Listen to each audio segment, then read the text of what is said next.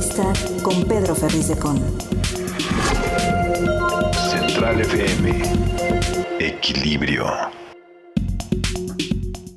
7 de la mañana con 37 minutos y tenemos en la línea a Óscar Ocampo. Él es coordinador de energía del IMCO, con un tema muy importante que pues adelantábamos en el resumen de noticias, el huachicol sigue a todo lo que da. ¿Cómo estás, Óscar Ocampo? Te saludo. Muchísimas gracias por estar esta mañana con nosotros.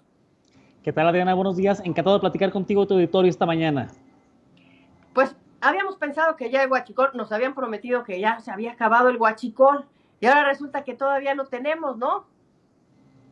Bueno, efectivamente recordará el auditorio que al inicio de la actual administración se inició una campaña muy ambiciosa, ¿no? En contra del huachicol, que y hay que decir que en los primeros años, 2019, 2020 quizás, sí se registró una reducción significativa del robo de combustibles y de gas LP específicamente en territorio nacional. Sin embargo, ¿qué es lo que vemos si nos vamos a 2021, a 2022 y al primer trimestre de 2023?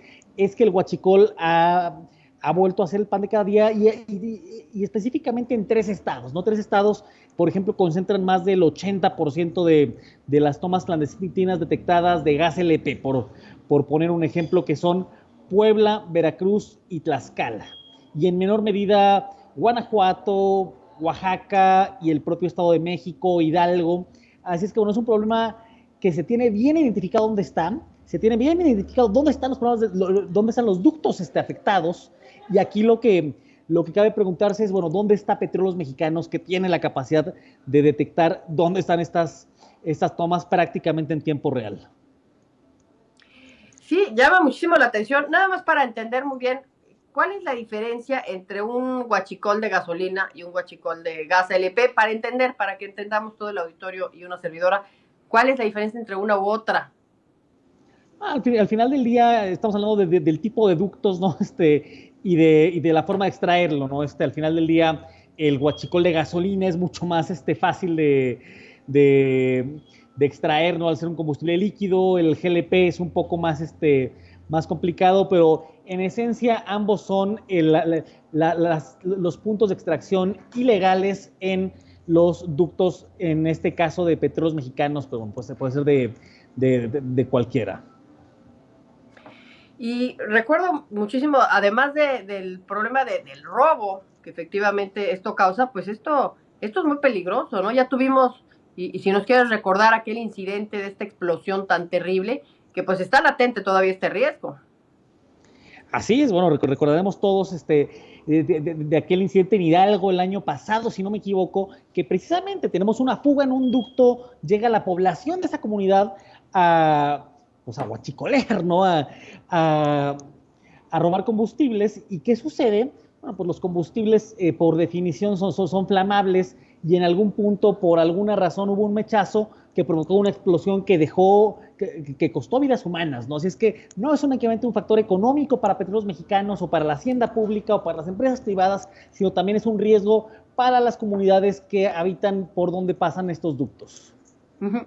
¿Quiénes son estas personas que roban este combustible? ¿Son grandes corporaciones? ¿Son crimen organizado, súper organizado? ¿O es la gente, la población que aprovecha estos piquetes, a lo mejor que ya están, pues para hacer sus ventas ahí al minoreo? ¿Tienes idea de algo de esto? Tradicionalmente asociamos el huachicol con las comunidades, con personas desorganizadas, descentralizadas, pero la realidad es que esto es crimen organizado. No, esto es delincuencia organizada de un grado de sofisticación muy elevado. Uh-huh. ¿Dónde acaba? ¿Dónde acaba esta gasolina, este gas LP que es extraído, que es robado? ¿Dónde acaba?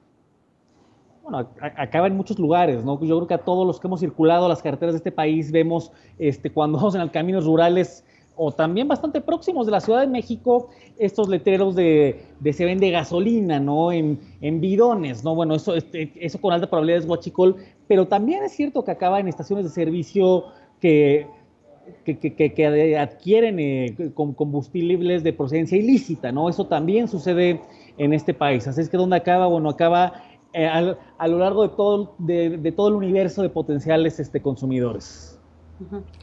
Sí, recuerdo la semana pasada, me parece, un reporte del Reforma donde daba la cifra de que el 30% de las gasolinas que están en los automóviles en nuestro país, pues provienen del huachicol, o sea, es decir, de 3 de cada 10 tanques, para ponerlo así en términos prácticos, pues provienen del huachicol.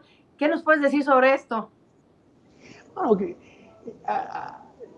es difícil tener datos precisos sobre qué porcentaje acaba en los vehículos que conducimos en este país. Sin embargo, lo que sí sabemos es que, por ejemplo, la merma que tiene Pemex económica, pues es muy importante, ¿no? Así es que eso sí nos permite dimensionar de qué tamaño es el problema y, bueno, al final del día, eso, ¿dónde acaba?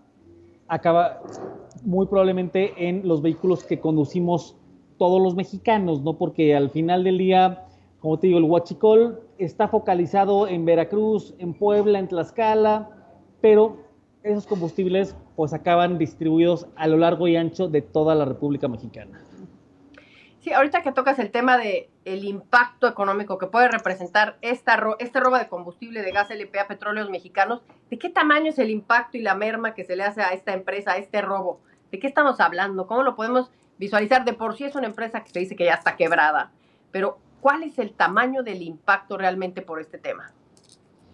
Pues bueno, si nos vamos a la estimación más reciente, que es al cierre de 2022, las pérdidas de Pemex rebasan los 14,000 millones de pesos únicamente por robo de combustibles. No es, a ver, si lo ponemos en dimensión, Pemex tuvo en 2022 utilidades aproximadamente de 23,000 millones de pesos.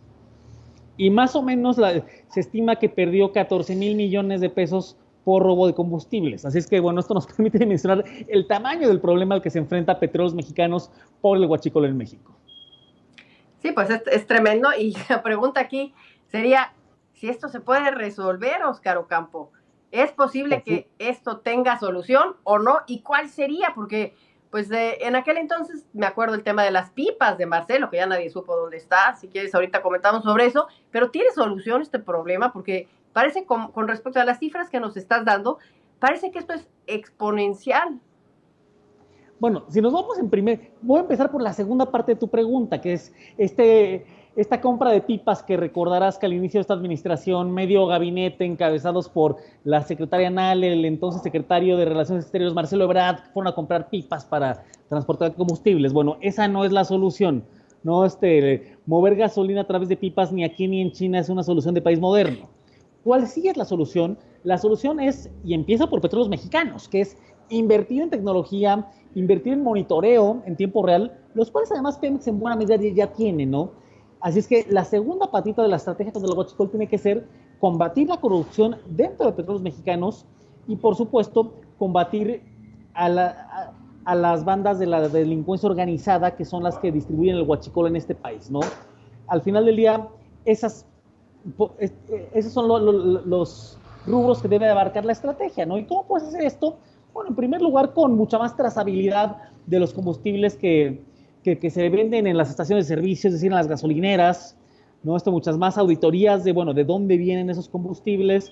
En Pemex necesitas un combate a la corrupción mucho más ambicioso, porque al final del día el huachicol no se entiende sin la colusión dentro de Petróleos Mexicanos, ¿no? Por definición. Dentro de Pemex se puede detectar casi en tiempo real dónde están las tomas, dónde están las ferias de presión, y a partir de eso pues se podría combatir de mucho mejor manera. Y finalmente, seguir expandiendo las redes de ductos. ¿A qué me refiero con esto?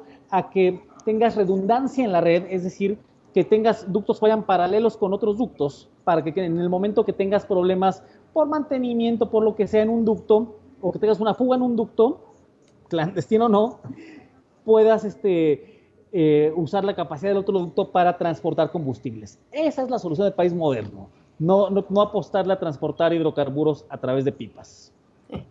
O sea que por lo que me estás diciendo, el problema viene desde adentro, ¿no? De una complicidad y una corrupción desde adentro de Pemex, por lo que me dices, que tiene esta empresa la capacidad de detectar en tiempo real dónde están ordeñando sus ductos. Y decías, no te entendí bien si decías que hay un programa ambicioso de combate a la corrupción adentro de Petróleos Mexicanos o no lo hay. Digo que se necesita urgentemente. Sí, evidentemente no lo hay, porque si no tenemos estas cifras que nos estás presentando. Pues le seguiremos dando continuidad a este tema, por supuesto. Muchísimas gracias por esta explicación que nos haces de lo que está pasando con algo que pensamos que ya había acabado, pero que pues claramente cada vez empeora más. Muchísimas gracias, Óscar Ocampo, coordinador de energía del IMCO, por haber estado esta mañana con nosotros platicando de este tema tan interesante. A ti, Adriana, bonita tarde. Informar es nuestro compromiso. Opinar, nuestra responsabilidad para generar la tuya. Soy tu amigo Pedro Ferriz de Con y desde hace más de 47 años he estado marcando el cambio que México necesita. Mantente en equilibrio en Central FM para que juntos podamos entender todo aquello de lo que te informas. CentralFMequilibrio.com. Te espero para cambiar a México. Central FM Equilibrio, marcando el cambio que México necesita.